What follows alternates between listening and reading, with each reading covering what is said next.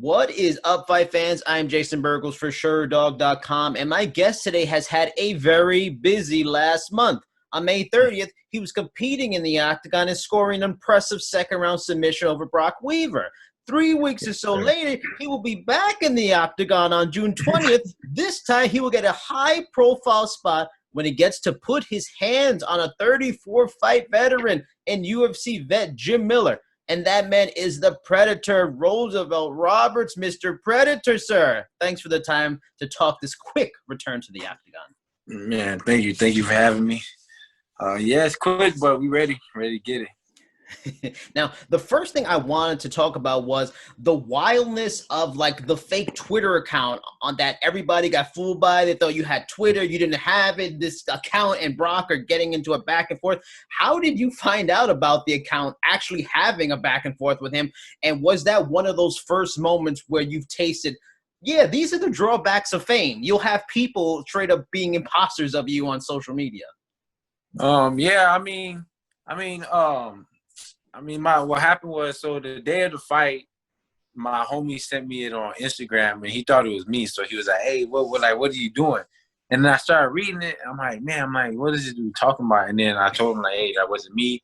So yeah, I mean, you just gotta do it. I actually just made a Twitter yesterday, so I could like stop that. So now I have a Twitter, yeah, that everybody knows, so they can follow that one and stop thinking like that one is me. So.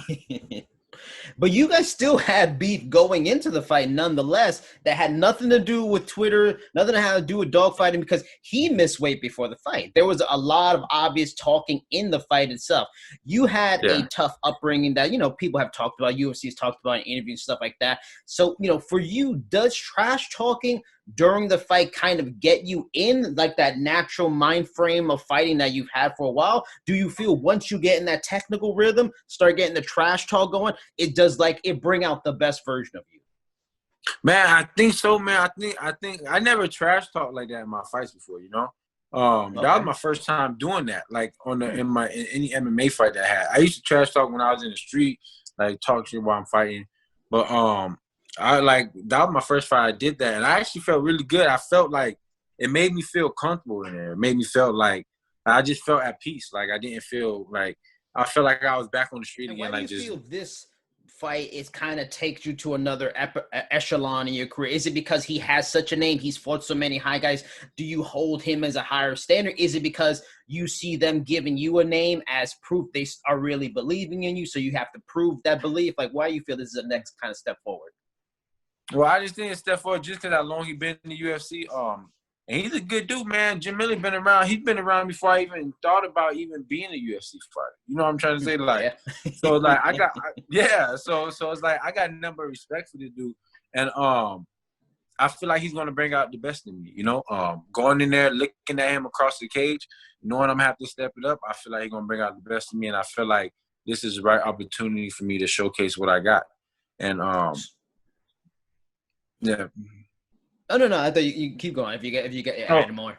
Yeah, no, yeah. I just feel like this is gonna. Yeah, he's gonna bring me out, man. He's been around. He's fought some big names in the lightweight division. Even before he lost his last one, he was just on a 2-fight winning streak. So I definitely think that this is going to be the fight for me. So this will be a quick turnaround, like I mentioned, fighting Jim on the 20th, around 3 or so weeks from the last fight. Before we get into the specifics of the fight with Miller, I wanted to talk about your comments from the post-fight interview after Weaver. In it, you mentioned wanting to fight Matt Frevola next, and that you had another person in mind that your management said, hold up, pump the brakes on for now. I know you almost fought Matt in April. Talk to me about why you still have him in your crosshairs. And was Jim Miller the person you were thinking about, or no, he wasn't? No, I wasn't Jim Miller. But with Matt, it just we was already gonna fight. I already called him out after he fought my brother, Jalen. I called him out and I wanted to fight, and then he accepted it, and then we were supposed to fight again, and then the whole COVID-19 thing happened, and then everything got pushed back. So I had to wait, but that fire of wanting to fight him is still there, Like I wanted it to be him I fought, not Brok, I wanted it to be Matt that I fought, but I didn't feel like waiting 2 or 3 more weeks more to have a fight when I already been training, Yeah. So the first name that came in that contract, I just jumped on it. But I still want to fight Matt Favola. So I hope he goes out there and do his thing, because we're gonna be fighting on the same card, and I'm gonna go out there and do my thing. And then after this we could run it if we have to. Miller is not, in his prime anymore, so to say, but he's still dangerous. Like you said, this guy's still dangerous, especially on the mat. And he's probably the best, most credentialed grappler you have faced yet in your career. But everything starts standing. Have you done anything different in camp to continue to sharpen your takedown defense for him? And do you feel on the feet you have a big advantage, and this fight will never even make it to the mat? We just been doing the same thing we always been doing. I mean, every fight we do everything. I mean, every fight camp we do everything. We do jiu-jitsu, wrestling, striking. Like, we work on cage work. So no, we haven't been doing nothing different. And the thing was that I was already getting ready for a wrestler when I was getting ready for Vola. Right. So I was already doing a lot of wrestling, like, over and over again. So it's like I'm ready, man. I'm ready for the challenge, whatever he brings. I'm not no slouch on the ground. Like, I believe in my jiu-jitsu, just as much as I believe in my striking.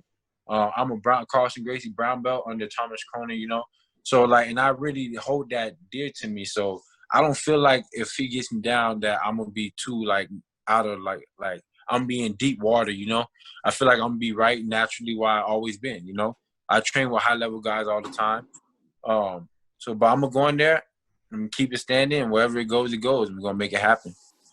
Now, talk to me, because we were talking about the ground game. Let's say, hypothetical, it gets there.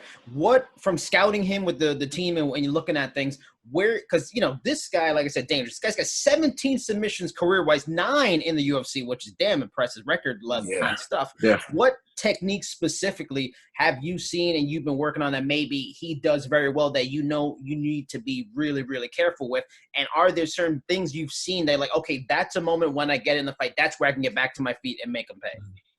Well, I know I just know he got really good grip, like guillotine. He got really good guillotines, I know he do leg locks. He'll go for a leg lock if he sees it open. But I know his guillotines, he got really good pressure with it, and get a really good grip on it. So yeah, we've been working on a lot of guillotine defense. I mean, I like guillotine too. And I work on the guillotine and I work on the defense all the time. So I just gotta make sure wherever I do, just don't leave my neck out for him to get, And if he do get it, I just gotta do everything I've been training to do and get out, Against Weaver, you were the second biggest favorite on the card, and he's a guy that has gotten a fair amount of attention so far as he's gotten to the promotion. Do you think the odds makers and the experts are finally getting wise to how good you are? And after the Miller fight, because of his name and the respect he has with everyone, do you feel this is the fight that all the fans and anyone who doesn't get it are finally going to be wise to how talented you are? Yeah, I think what people need to understand is that I bring a lot of problems, I'm not saying I'm the best 155 there is, but I'm just saying anybody that fights, I'm good everywhere, If you take me to the ground, I know I'm gonna be able to hold myself down. If we keep it standing, I know I'm gonna be able to keep it standing too. So it's all I feel like any fight that anybody see me on, or any card that you see me on, no matter if it's a fight night, pay-per-view, any card, just know that you're gonna get the best out of me. And when I'm in there, I'm gonna be the best that I am. I might have some slip ups, I might mess up a little bit, but I'm gonna do me, and I'm gonna give it everything I got. And I think everybody's going to see that now. I think people already seen that, but I think now they're starting to see definitely okay, this guy, he's not just another guy that's just in the UFC. This guy, he's chasing a rank guy, he's chasing the belt, he's chasing the money. So yeah, they're gonna, every time they see, they're gonna know that I bring out that I'm going to be the best me that I am that night. This is a time of major social unrest in the country. A lot of athletes are stepping out to take stances against the rampant injustice in society, because athletes and celebrities have a lot of influence and they have major platforms nowadays more than ever. As a man of color, do you want to use the opportunities you get on ESPN, make a statement on things like the Black Lives Matter movement, keep it relevant? Do you wish you had more freedom to kind of put things on your gear and stuff like that? Or are you a kind of person that, you know, you're not really comfortable with like making those major political, social statements, you know, because of the opportunities you have? No, you know, I fully support that, you know. I dealt with a lot growing up from like police and officers and stuff like that and just random people. So, you know, I'm behind it 100%, you know. I feel like everybody knows, everybody has the right to feel how they feel. No, I don't agree with like the looting and stuff, you know what I'm trying to say, like that. I don't agree with that. But protesting and wanting to see a change and like make everybody equal, like I'm all for that, you know. Now, am I going to be the guy that goes up and like talks for everybody? No, I'm not. Like I'm just not. That's just not me. You know that I never been me. You know what I'm trying to say? I'm always the guy that likes to keep my head down, likes to stay in the back, likes to like not be seen. You know, I like to be like just under the radar. You know, but I'm definitely going to be rooting for everybody that's out there protesting for something different. Everybody that want to see something different. Everybody that's putting their foot down and actually standing up for something. You know, I'm rooting for you and I'm behind you 100%.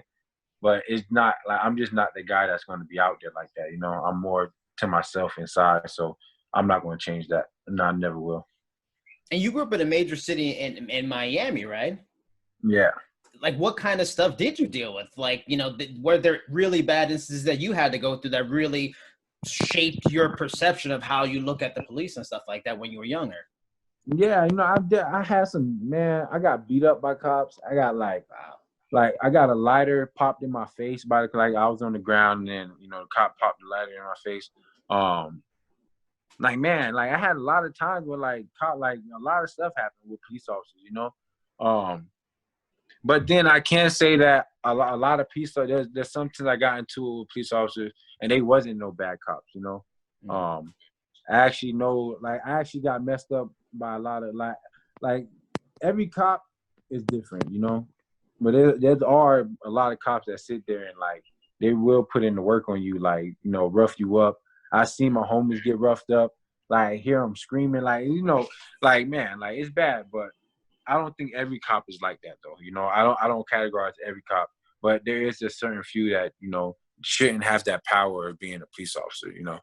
And not everybody deserves that power, you know. And I think it's time that we see that and start really evaluating who's going to be out there protecting and actually serving our communities, you know. Like I said, man, you know, I respect police officers. They gotta do their job. They gotta go home to their family just like us. But yeah, we need to see a change, you know, because I did grow up seeing a lot of violence from police officers. But you know, that's life. I think everybody seen something like that at one point in time, you know. And I think that, like I said, that got to do with the power that comes with the badge. So I think once we figure that out, then everything else will get figured out.